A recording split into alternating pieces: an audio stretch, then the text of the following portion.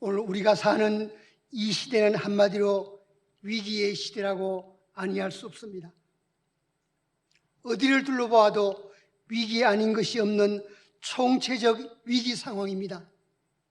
그 중에서도 영적인 눈으로 보면 신앙의 위기입니다. 교인들의 눈은 높아가지만 영안은 어둡고 우둔하며, 지식은 날로 팽창해 가지만 신앙의 수준은 갈수록 퇴보하고 있고, 귀는 하늘까지 높아졌지만 믿음은 날마다 추락하고 변질되고 있으며 도태되어 가고 있습니다. 거의 모든 사람들이 핸드폰에 중독된 환자들이 되어버렸습니다.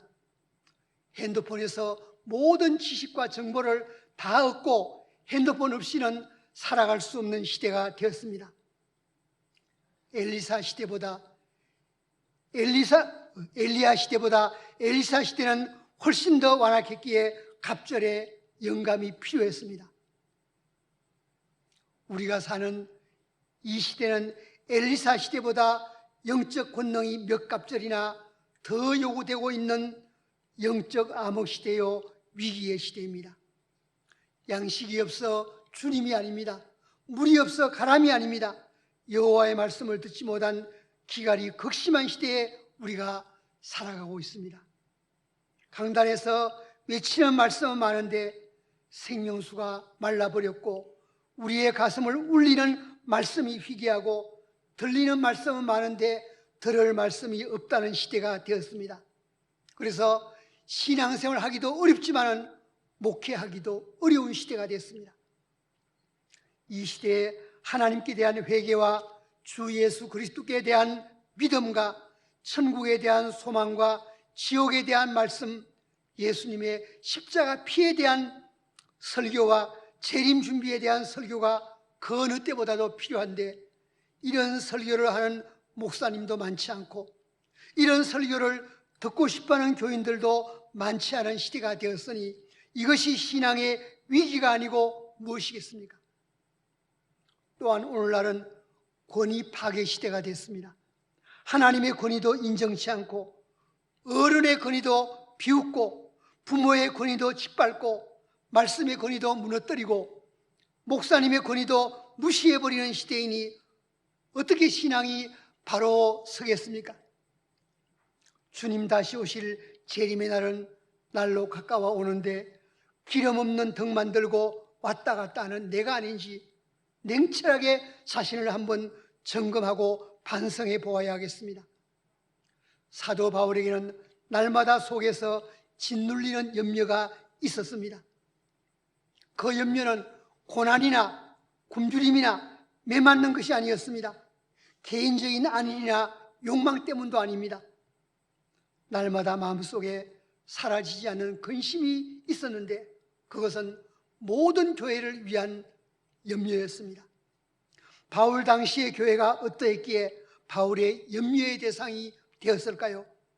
그러면 오늘 우리가 사는 이 시대는 어떠할까요? 바울이 사는 시대보다 훨씬 더 염려스럽고 우려스럽고 걱정해야 할 일들이 많습니다. 바울은 오늘 본문 11장 28절에서 이외에 이런 고사하고 아직도 날마다 내 속에 눌리는 일이 있으니 곧 모든 교회를 위하여 염려하는 것이라. 바울이 죽을 고비를 만나고 복음 때문에 매맞고 옥에 갇히고 고난당하는 것은 얼마든지 참아나갈 수 있고 이겨나갈 수가 있었습니다. 바울에게 문제가 되는 것은 나 자신이나 내가 당하는 고난 문제가 아니었습니다. 모든 교회가 바울의 염려의 범위요, 걱정의 내용이며 또 우려의 대상이었습니다. 어떤 교회가 바울의 염려의 대상이었을까요? 오늘 본문에는 구체적으로 그 내용을 밝히고 있지 않습니다. 그렇지만 바울이 쓴 서신 전체를 중심으로 제가 세 가지 염려의 사항을 찾아서 말씀드리고자 합니다. 교회는 예수님의 십자가 피로 세워진 거룩하고 소중한 존재입니다. 교회는 이 땅 위에서 유일하신 구원의 센터입니다. 바울이 염려하는 교회는 어떤 교회일까요? 지금 우리는 한국교회를 염려하고 기도해야 될 중대한 시점에 서 있습니다. 한국교회 염려가 뭡니까? 바울의 염려가 뭡니까? 이게 같은 거예요, 여러분. 같은 겁니다. 오늘 여러분에게 성령께서 깨달음을 주시기 바랍니다. 첫 번째로 한국교회 염려, 바울의 염려는 세속화된 교회를 염려했습니다. 세속화된 교회. 바울은 고린도 교회 교인들에게 너희는 믿음 안에 있는가? 너희 자신을 시험하고 너희 자신을 확정하라. 예수 그리스도께서 너희 안에 계신 줄을 너희가 스스로 알지 못하느냐?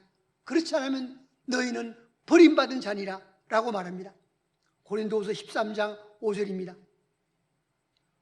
세속화된 교회란 세상화된 교회를 의미합니다. 여러분, 교회는 세상화되거나 세속화되어서는 절대로 안 됩니다. 교회가 비록 세상 속에서 존재하고 있기는 하지만은 언제나 교회로서의 자기 위치를 굳게 지켜 나가야 합니다. 세상 속에 맛을 내는 소금이 되고 썩지 않아야 합니다. 그리고 세상을 밝히는 빛이 되어야 됩니다. 교회는 살아계신 하나님을 보여주고 세상을 죄에서 구원하는 사명을 감당해야 됩니다. 세상이 본받고 따르고 세상을 변화시키시는 영적인 능력이 교회 안에 있어야 됩니다. 세상이 교회를 바라보고 따르고 본받게 해 주어야 하는데 오늘날은 교회가 세상을 본받고 따라가는 세속화가 너무나도 급속도로 진행되고 있습니다. 교회가 범죄 타락의 길을 걷고 있는 이 사회와 세상을 탄식하고 걱정해야 되는데 지금은 세상이 오히려 교회를 걱정하고 염려하고 있는 부끄럽고 망신살스러운 현상이 일어나고 있습니다. 교회가 자기 정체성을 완전히 잃어버렸습니다. 신앙은 이 세상과 구별되고 차별화되어야 되는데 교회와 이 세상과의 구별의 선이 완전히 무너졌어요. 이 세상과 교회가 똑같았습니다. 똑같아졌어요. 그래서 교회가 이 세상에게 무시와 박대를 당하고 업신여김을 받는 자리에까지 추락해버리고 마는 것입니다. 우리가 심각하게 고민하며 정말로 회개해야 됩니다. 비디른 등불은 외면을 당하고 맛이른 소금은 짓밟히게 되는 것입니다. 현대교회 중에는 완전히 세속화된 교회도 있지만은 세속화가 진행되고 있는 교회도 있습니다. 세속화된 교회가 어떤 교회입니까? 세상을 본받고 따라가는 교회입니다. 세상에 잡된 것들이 교회 안에 다 들어가 있습니다. 세상 방법이 오늘 교회를 주도해 나가고 있는 실정입니다. 성령께서 얼마나 탄식하고 계시겠습니까? 세속화된 교회는 인본주의화된 교회를 의미합니다. 인본주의란 인간 본위의 신앙생활을 하는 사람들을 말합니다. 현대 교회 안에는 인간 본위의 신앙생활, 인간 중심의 신앙생활을 하는 사람들이 많이 있습니다. 이들은 기분 좋으면 잘합니다. 기분 상하면 뒤로 물러갑니다. 나중에는 교회도 안 납니다. 말은 성도인데 불신자처럼 사는 사람들이 오늘날 너무나 많습니다. 이런 사람들은 교회 다니는 사람들이지 예수 믿는 사람들이 아닙니다. 신앙생활은 신본주의로 해야 됩니다. 나 중심이 아니고 하나님 중심. 여러분, 하나님 중심, 말씀 중심, 교회 중심의 신앙을 고수해 나가야 됩니다. 신앙의 선을 철저하고 견고하게 지켜나가야 하는데 이 신앙의 선을 다 무너뜨려 버렸어요. 성령이 탄식하시고 통탄하지 아니할 수 없는 현실입니다. 교회가 어떤 곳입니까? 교회란 하나님 말씀이 바로 선포되고 성례가 시행되고 바른 권징과 치리가 시행되어야 합니다. 이렇게 할 때 하나님의 성령께서 역사하시는 것입니다. 참된 교회는 영적으로 자신을 단장하고 아무도 범할 수 없는 고고한 자태로 세상 속에서 자기 신앙의 정체성을 지켜나가야 합니다. 불신자들이 무시할 수 없고 함부로 대할 수 없는 권위와 두려움이 교회 안에 있어야 됩니다. 왜 그렇습니까? 교회는 살아계신 하나님께서 영으로 역사하고 계시기 때문입니다. 예수님께서 영으로 역사하시지 않는 교회는 엄격하게 말하면 교회가 아닙니다. 그래서 주님은 인자가 올 때 세상에서 믿음을 보겠느냐 말씀했습니다. 세소가 된 교회는 세상에 빠진 교회이기에 성령께서 역사하시지 않습니다. 현신의 권사님은 우리 교단 권사님으로 신유의 은사를 받고 병 고치는 분의 대명사가 되신 분입니다. 여러분 가운데서도 아시는 분 많으실 거예요 아마. 그분의 서대문 재단을 저는 잘 알고 있습니다. 그런데 이 현신의 권사님이 죽어서 올라가니까 천국 문 앞에 흰옷을 입은 분이 계시더랍니다. 그분이 예수님이신 줄 알고 예수님 저 왔어요 현신의입니다 라고 인사를 드렸더니 주님은 나는 너를 알지 못한다 그러시더래요. 기가 막히죠. 주님 서울 서대문 근처에서 제단을 쌓고 병자들을 고친 현신의이려 했더니 그 이름을 모르겠다고 하시더랍니다. 그래서 저는 누구보다 하나님을 잘 섬기고 병 고치는 능력받아 수많은 사람을 고쳐주면서 복음 전했는데 왜 저를 모른다고 하십니까? 이렇게 했더니 주님 하시는 말씀이 너는 내 능력 가지고 장사했지 언제 나에게 영광을 돌리고 나의 일을 하였느냐? 내가 그들의 병을 고쳐준 것은 너의 능력을 나타내기 위해서가 아니고 나를 믿는 그들을 사랑했기 때문에 고쳐준 것이다. 이렇게 말씀하셨어요. 그러시면서 그 문을 너는 통과할 수 없다 그러시더랍니다. 기가 막히죠. 그래서 이 권사님이 그 자리에서 주님 앞에 사정을 했답니다. 주님 회개할 기회를 주세요. 회개할 기회를 저한테 주세요. 아주 간절히 간청했더니 주님께서 기회를 주셨대요. 그런데 그 전에 주님이 주님께 이런 말을 물어봤답니다. 이 권사님이 주님 조용기 목사님을 아십니까? 그랬더니 주님이 나는 그 사람을 모른다 그러시더래요. 한경지 목사님을 아십니까? 물었더니 기억을 더듬으면서 주님께서 조금은 알 것 같기도 하다 그러시더래요. 그 다음에 김창희 목사님을 아십니까? 그랬더니요 내가 그 이름을 알고 있다 그러시더래요. 이 권사님이 깨어났는데 지금 죽어서 입관을 해야 되잖아요. 칠성판 위에 이제 눕혀놨는데 미국에서 아들이 오기를 지금 기다리고 있는 거예요. 오면 입관하려고. 근데 오기 전에 권사님이 살아나셨어요.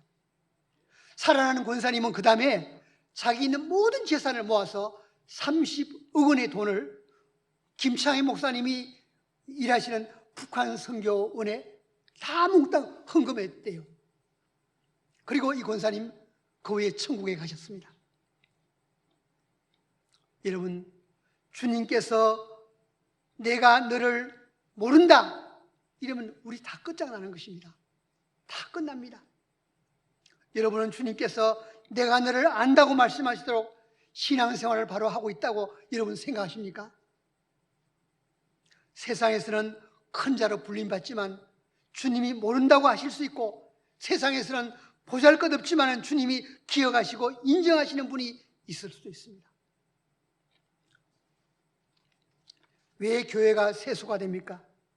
목회자와 성도들이 세소가 되었기 때문입니다. 고린도 교회는 은혜도 많이 받고 은사도 많이 체험한 교회입니다. 그러나 그 은혜 안에서 바로 살지 못하고 예수님 바로 믿지 못하고 세상을 바라보고 물질을 바라보고 세상에 휩쓸리면서 서서히 세소가 되어 갔던 것입니다. 주님을 본받아야 될 저들이 세상을 본받고 세상화되고 있었습니다.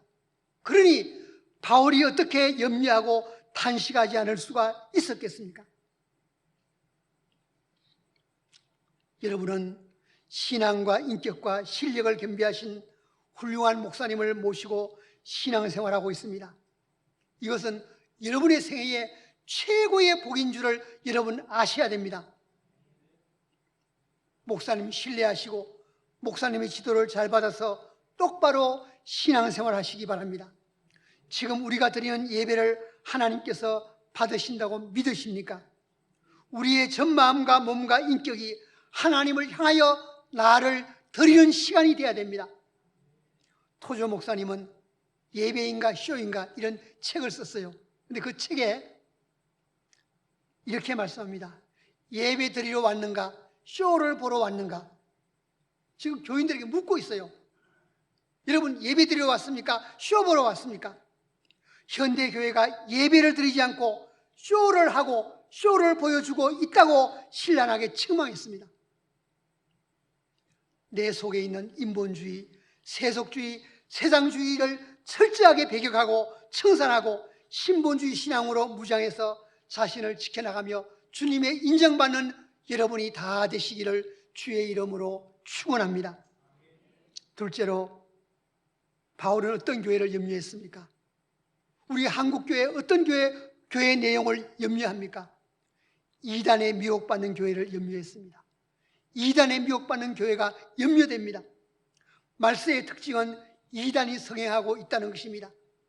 바울은 11장 3절에서 너희 마음이 그리스도를 향하는 진실함과 깨끗함에서 떠나 부패할까 두려워하노라 라고 말했습니다. 여러분 오늘 11장 4절을 한번 우리 같이 읽겠습니다. 다 4절 같이 읽습니다. 만일 누가 가서 우리가 전파하지 아니한 다른 예수를 전파하거나 혹은 너희가 받지 아니한 다른 영을 받게 하거나 혹은 너희가 받지 아니한 다른 복음을 받게 할 때에는 너희가 잘 용납하는구나. 아멘. 이단이 뭡니까? 이단은 세 가지예요. 오늘 본문에 보니까 세 가지. 첫 번째는 바른 예수가 아니고 다른 예수. 바른 예수가 아니고 다른 예수. 두 번째는 바른 영, 성령이 아니고 다른 영. 바른 영이 아니고 다른 영. 세 번째는 바른 복음이 아니고 다른 복음. 이게 이단입니다.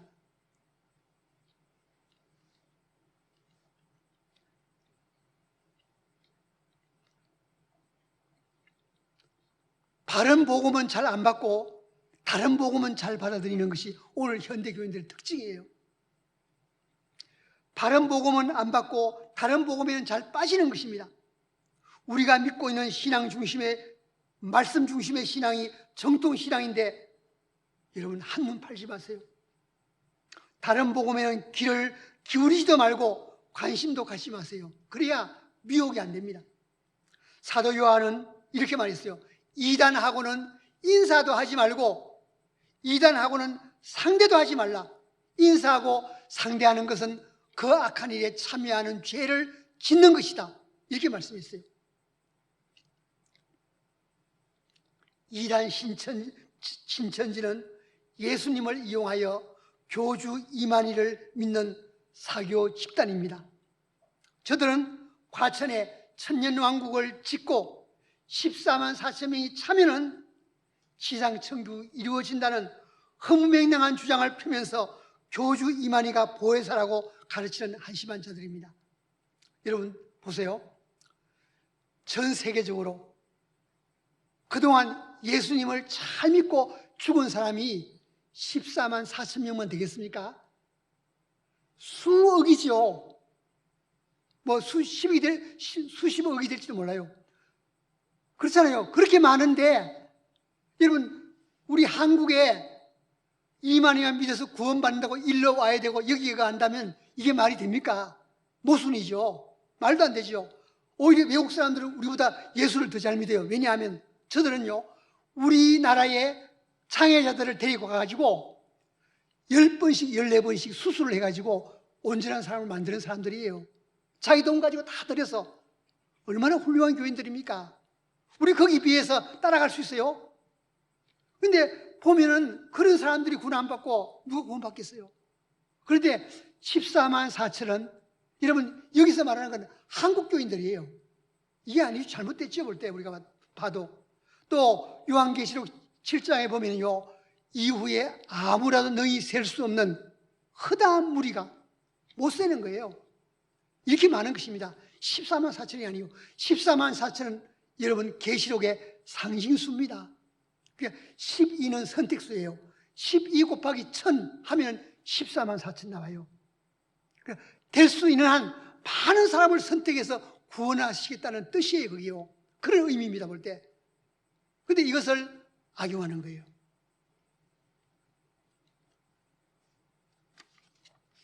마태 13장 비유장인데 이 13장을 가지고 비유가 아니면 예수께서 말씀하지 않아야 하셨다고 하면서 성경은 다 짝이 있고 성경을 관통하는 교육을 시키고 있는 거예요. 이들이요. 여러분, 성경은 비유도 있지만 비유가 아니에요. 비유도 있지만 비유 아닌 것이 더 많지요. 미혹돼서는 안 됩니다. 이단의 특징은 성경을 자기들에게 유리하게 왜곡시켜서 해석합니다. 또 말도 안 되는 계변을 늘어놓으며 억지 주장을 펴고 있는 것을 볼 수가 있어요. 미혹하는 영은 원래 셉니다. 사탄의 영에 붙잡히게 되면 진리에 대한 분별력을 잃어버리게 됩니다. 신천지 교인들은 모두가 이만희에게 미친 광신자들입니다. 이단은 거짓말을 정당화시킵니다. 신천지는요, 거짓말을 모략이래요. 모략이라는 포장으로 탁 쌓아가지고 합니다. 그러면서 자매님, 주님이 나한테 말씀하시는데 자매님이 사명자라고 말합니다. 이렇게 덧붙이오는 거예요. 여러분, 나한테 말하지 왜 주님이 남한테 얘기합니까? 내 이야기를. 말이 안 되잖아요. 그리고 요한계시록 22장에 보니까 거짓말하는 자들은 천국에 못 들어간다고 그랬어요. 그런데 신천지는 거짓말을 밥 먹듯이 합니다. 이런 사람들이에요. 그런데 신천지는요, 제일 먼저 교인들에게 담임 목사님을 끊어버립니다. 담임 목사님, 당신의 담임 목사는 어떤 사람인가 하면 사기꾼이고 사꾼 목자고 거짓된 사람이다. 이게 딱 매도해버려요. 그래서 담임 목사님을 제일 먼저 등지게 만들어요. 끊게 만들어요. 그러면 자기들이 유지할 수 있잖아요. 여러분이 이단에 미혹되면 절대로 구원받을 수 없어요. 하나님의 교회도 마찬가지입니다. 고린도 교회는 은혜 받은 교회이고 다양한 은사를 많이 받은 교회인데도 이단에 쉽게 넘어가는 그런 것을 볼 수가 있습니다. 가슴 아픈 일이시죠.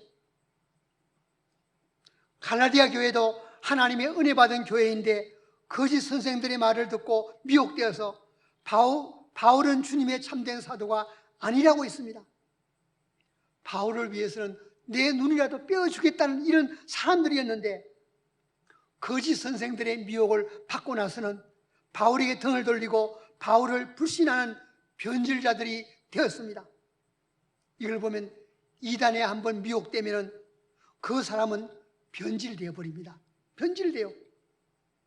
인간은 간사하여 생명의 진리는 잘 안 받고 이단 사상을 얼마나 쉽게 잘 받아들이는지 몰라요. 지금도 많은 사람이 이단에 미혹되고 있습니다. 아마 여러분 가운데서 그래서는 안 되지만은 앞으로 이단에 미혹될 분들이 생길지도 몰라요. 조심해야 됩니다. 오늘날 정통교회는 잠잠하고 이단은 얼마나 열심인지 몰라요. 이 사람들. 이단에 미혹되는 교회를 바울은 염려합니다. 우리는 오늘 한국교회 이단을 염려합니다. 디모데전서 4장 1절로 2절에 보니까 그러나 성령이 밝히 말씀하시기를 후일에 어떤 사람들이 믿음에서 떠나 미혹하는 영과 귀신의 가르침을 따르리라 하셨으니 자기 양심이 화인을 맞아서 외식함으로 거짓말하는 자들이라. 여러분, 이단 신천지를 가리키는 말씀이 아니고 무엇이겠습니까? 오늘날은 우리가 모르는 이단들이 여러분을 미혹하려고 항상 노리고 있습니다. 담임 목사님 말씀만 듣고 다른 사람의 말에는 귀를 기울이지 말고 관심도 갖지 마세요. 담임 목사님을 속이려고 생각해서는 내 영혼이 망하는 것입니다. 이단에 미혹되는 교회를 바울은 염려하고 걱정하고 기도하고 있습니다. 우리 한국교회도 마찬가지예요. 한국의 이단들이 얼마나 많은지, 한국교회는 이단이 기성하기 가장 좋은 풍토입니다. 지금은 이단의 동무대 시대가 됐습니다. 이단에 대한 경각심을 가지고 자기를 지켜 이단에 미혹받지 않도록 조심하고 주의해야 됩니다. 이단에 미혹된 사람을 보면 당돌합니다. 교만해요. 아나무인입니다. 목사님을 가르치려고 하고 목사님과 맞먹으려고 하고 함부로 말하고 행동합니다. 이단의 영이 이렇게 하도록 사람을 변질시켜 버리는 것입니다. 그러니까 이단에 미혹되면 영육이 완전히 망가지고 망하는 것입니다. 담임 목사님 말씀을 잘 듣고 영적 지도를 잘 받아서 두렵고 떨림으로 주님 바라보고 신앙생활을 여러분 충성스럽게 잘 하시기를 주의 이름으로 축원합니다. 마지막 셋째로, 바울은 어떤 교회를 염려했습니까? 한국교회는 어떤 면을 염려해야 됩니까? 분쟁하는 교회를 염려했습니다. 분쟁하는 교회. 말세 교회는 분쟁하고 분열하며 싸우는 것이 특징입니다. 한국교회의 85%가 싸우는 교회라는 말을 들은 적이 있습니다. 통탄할 일이 아닙니까? 왜 싸움이 일어납니까? 사탄이 교회를 무너뜨리기 위해서 싸움을 붙이는 것입니다. 제때가 얼마 남지 않은 것을 알고 최후 발악하며 택한 자라도 넘어뜨리고 교회를 파괴하는 일을 멈추지 않고 있습니다. 정말 우리가 경각심을 가지고 교회의 화평과 화목에 힘써야 됩니다. 화평과 거룩은 성도가 마지막까지 유지해 나가야 될 신앙의 본질입니다. 우리 주님 예수께서는 화평케 하기 위해서 이 땅에 오셨다고 말씀하셨습니다. 화평을 깨뜨리고 하는 일은 아무리 거창하고 아무리 좋아도 탈선한 것이고 잘못된 것입니다. 히브리서 기자는 12장 14절에서 중요한 권면을 합니다. 화평함과 거룩함을 따르라. 이것이 없이는 아무도 주를 보지 못하리라. 화평과 거룩은 성도가 추구해야 될 가장 중요한 신앙과 생활의 두 축이요 원리입니다. 이것을 깨뜨리거나 어기면은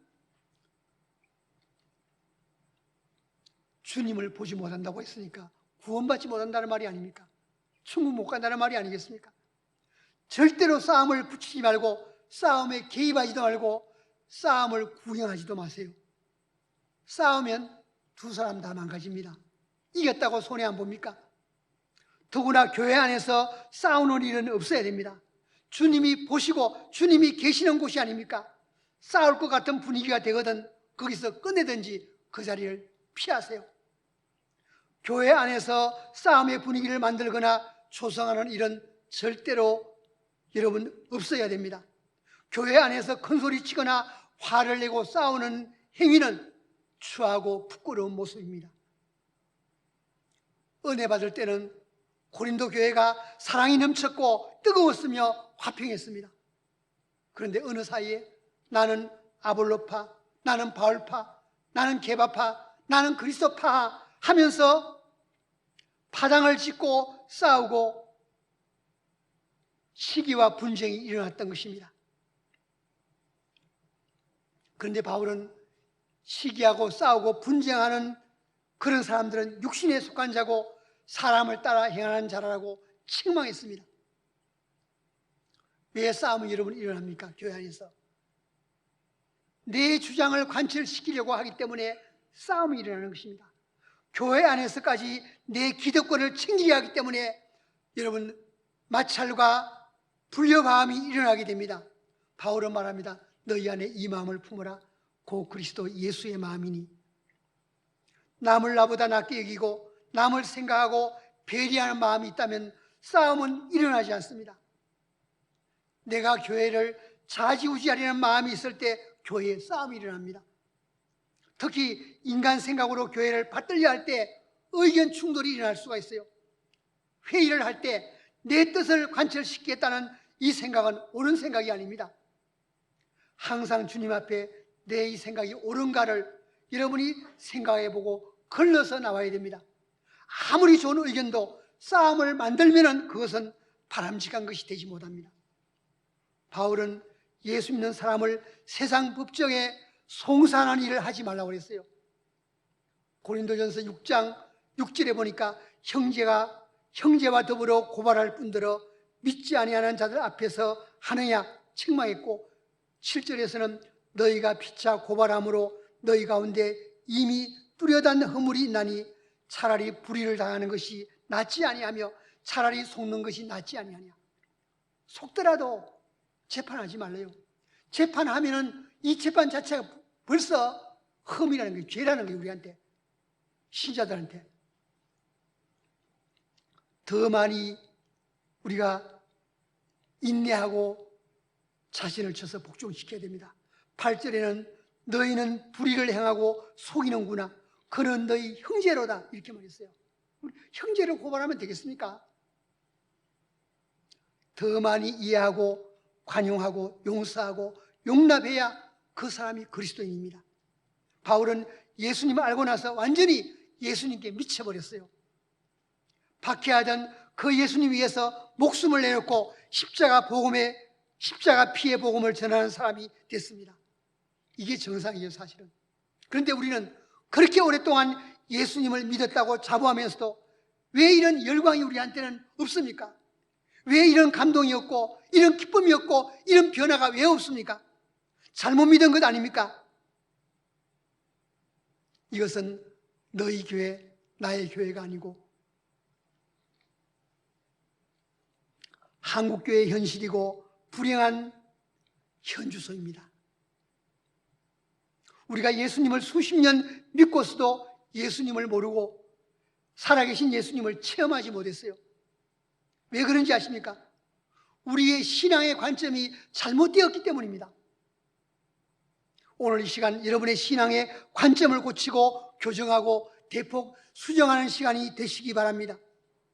예수님을 믿는데 왜 예수님께 미치지 못하고 감동을 못 받고 냉랭한 가운데 신앙생활해야 됩니까? 이유는 세상적인 관점으로 예수님을 보고 교회를 보고 목사님을 보고 설교를 듣기 때문입니다.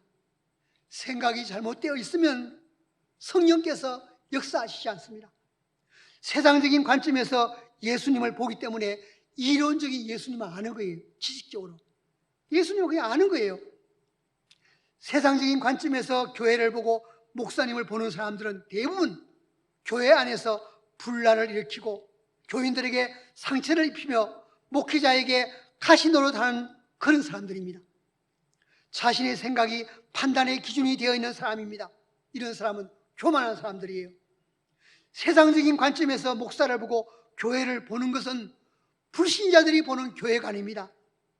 이런 사람들은 목사님을 직업인으로 보지 하나님의 종으로 안 봅니다.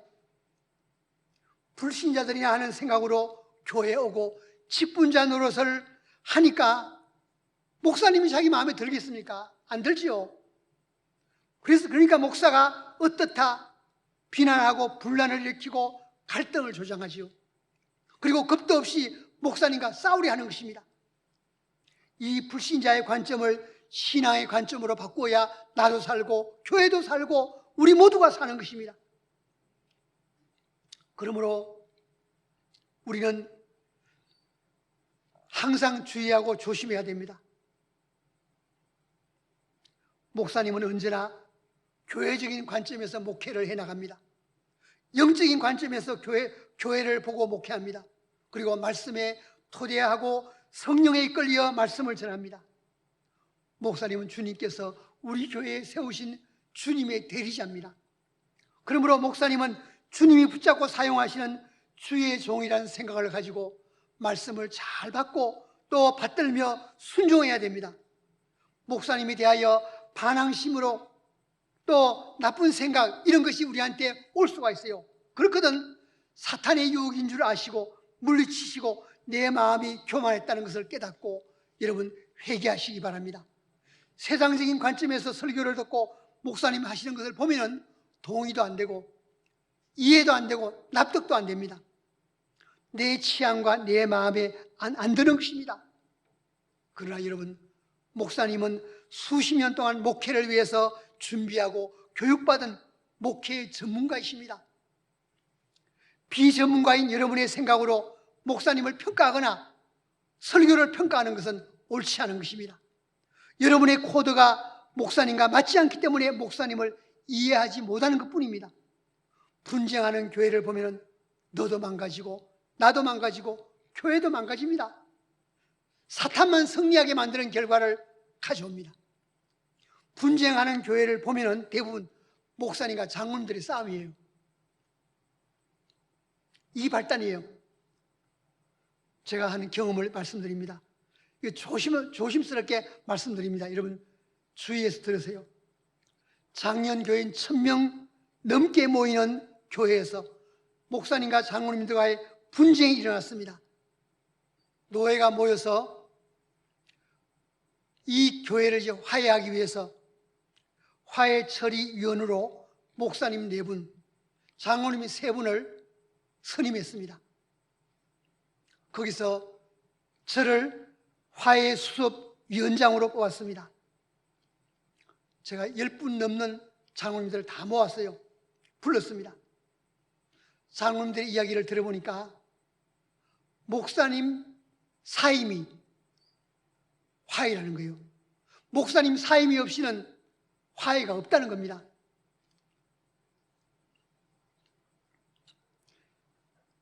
그런데 제가 내일 장로님들하고 만날 날을 정했는데요, 오늘 밤 자는데 꿈에 이상한 꿈을 꿨어요. 주님이 꿈을 보여주셨어요. 저 꿈 이야기 하는 걸 좋아하지 않는데 여러분 말씀드립니다. 엄청나게 큰 뱀이, 그렇게 클 수가 없어요. 그 뱀이 입을 딱 벌리고 저를 향해서 탁 달려듭니다. 제가 막대기로 입을 딱 잡고 발로 짓눌러 죽였어요.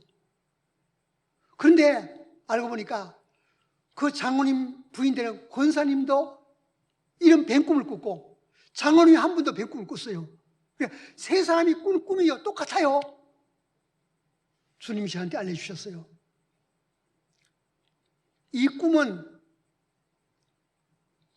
이 교회의 문제는 목사님이 아니라는 거예요. 장로님도 아닙니다.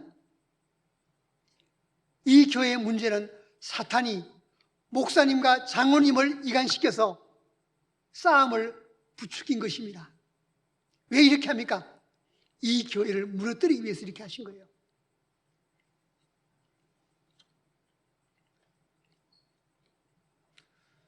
제가 장로님들에게 권면을 했습니다. 장로님들이 안 받으세요. 목사님 사임 외에는 화해가 없다는 겁니다. 그러면 교회가 망가집니다. 제가 얘기했습니다. 그리고 장로님 만난 후에 이런 제 생각을 한번 해봤어요.